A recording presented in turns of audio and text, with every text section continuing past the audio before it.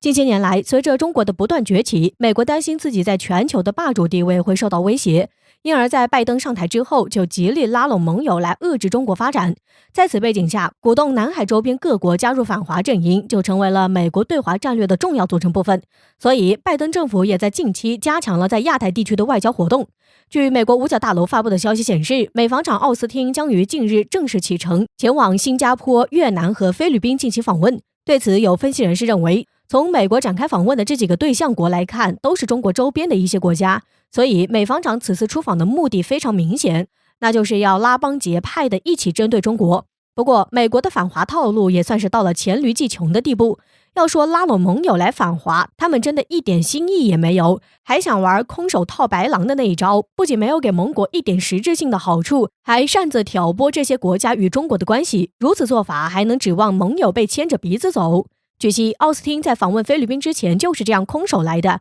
没有带来一点好处，反而美媒还宣称菲律宾海岸警卫队在南海驱逐出了一艘中国军舰。对于这种说法，中方和菲方都没有做出任何回应。很显然，这是拜登政府刻意营造中菲两国在争议海域爆发冲突的假象，想借此来挑拨中菲之间的关系。不过，菲律宾也不傻，在中美两国之间，谁是真心帮助菲律宾的，他们心里绝对清楚得很。所以，在美国挑拨中菲关系的时候，菲方罕见地使出了连环招数，来狠狠地打了美国的脸。首先，菲律宾媒体帮助中国反击美国的政治抹黑。日前，马尼拉时报就刊登了一篇文章，指出美国总是要求国际组织对中国开展溯源调查，但是对于德特里克堡生物实验室存在的诸多疑点却只字不提，这显然是有问题的。所以，菲方也响应中方的呼吁，要求国际组织能对美国德特里克堡生物实验室展开相关调查。除此之外，菲律宾现任总统杜特尔特也在近日做出了一个强硬举动。他在看到帕奎奥的反华真面目之后，及时出手罢免了其执政党主席的职位。对此，有专家分析称，杜特尔特的做法是想在下台之前清除一些反华势力，避免让菲律宾再次沦为美国反华的工具。这也是对拜登政府想要挑拨中菲关系的一种强有力的反击。至此，我们可以看到，虽然菲律宾存在亲美情节，同时美国也在极力拉拢菲律宾，但是菲方这次罕见的连环反击，不仅让国人觉得十分解气，也证明了中菲关系并不是那么轻易就能被美挑拨的。所以我们能想象到的是，这次美防长的菲律宾之行也许将会变得十分尴尬。根据近日 ADS-B 应答机信号提供的数据显示，日本航空自卫队一架 F-15战斗机逼近我国东海防空识别区。与此同时，更是有消息透露出，日本政府决定在九州岛宫崎县的新田园基地部署一支由20架 F-35B 组成的5代隐身战机编队，与美国一同训练。据悉，新田园基地就在台岛附近，距离台本土不到800公里，而距离中国大陆也仅仅只有500公里。尽管日本对此给出的解释是与美国进行普通的军事训练，但美国媒体却表示 F-35B 战机部署在经过改装的日本海军自卫队出云级航母以及离台地区较近的离岛基地，能够阻止大陆包围台岛。且不说美国媒体所言是否属实，但可以肯定的是，日本在对抗中国的道路上越走越远，而美国则是日本叫板中国的背后推手。明眼人都能看出，要不是仗着有美国撑腰，日本就算对中国再有敌意，也断然不可能如此肆无忌惮地在台海问题上频繁叫嚣，触及中国底线。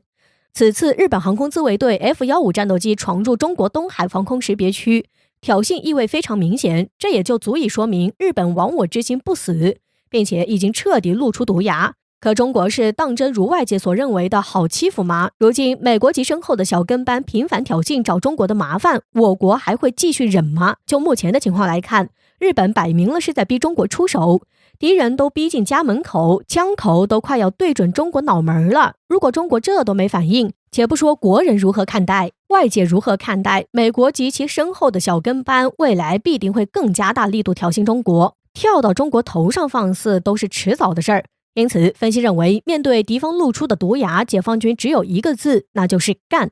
除此之外，任何警告、好言相劝，在他们眼里都会变成懦弱、害怕。或许部分人会疑惑，倘若解放军真的动真家伙了，会不会中了圈套？要知道，日本敢这么狂，无异于是仗着有美国。万一届时引爆战争，美国会不会趁机插上一脚，联合盟友一起对付中国？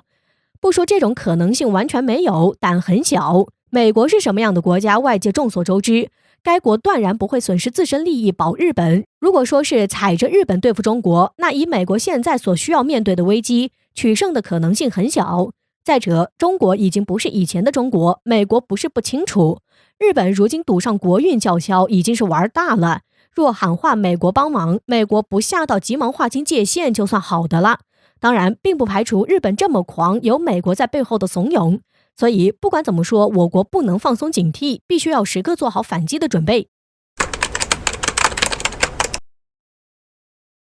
在7月20号，中国中车研制具有完全自主知识产权的世界首套时速600公里高速磁浮系统在青岛下线，被誉为贴地飞行神器。作为国际尖端技术，高速磁浮成为世界轨道交通领域的一大制高点，这也必定是交通史上的里程碑事件。中国速度再次引发外国网友集体感叹，美国的底裤都要扒掉了。据纽约邮报报道，中国推出的373英里悬浮列车成为世界最快的地面交通工具之一，从北京到上海直飞都要3小时，而这种列车只需要2.5小时。随后，美媒又针对其自家交通工具发展速度，连接纽约与华盛顿特区的美国最快列车阿希勒特快，其最高时速只有135英里。特斯拉 CEO 马斯克曾提出超级高铁构想，将乘客送入吊舱，以最高每小时600英里的速度通过真空管道，但这个构想终究还是纸上谈兵。目前，日本、德国等许多国家都在寻求建设磁悬浮网络。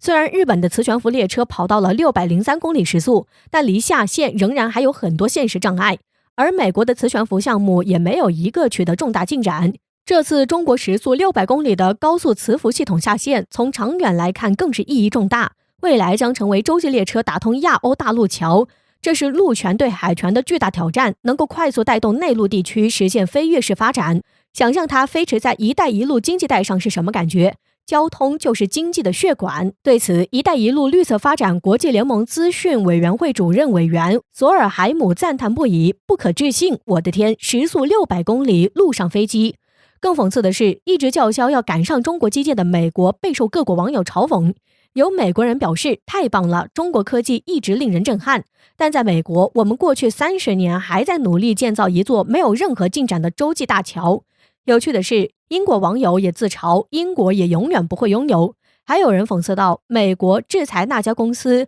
因为它会威胁到我们国家安全。还有人摸清了西方的套路，称中国偷窃美国技术，等等，美国没有这个技术。更讽刺的是，美国议会对拜登提出的一项高达 1.2 万亿美元基建计划进行程序性投票，结果却未通过。这个谈判1个多月的法案再次失败。拜登打算用这个项目振兴制造业，改善交通基础设施，扩大医疗保健等领域，并且为了推广其基建计划，拜登总是以与中国竞争作为卖点，现在看来第一步都迈不出去。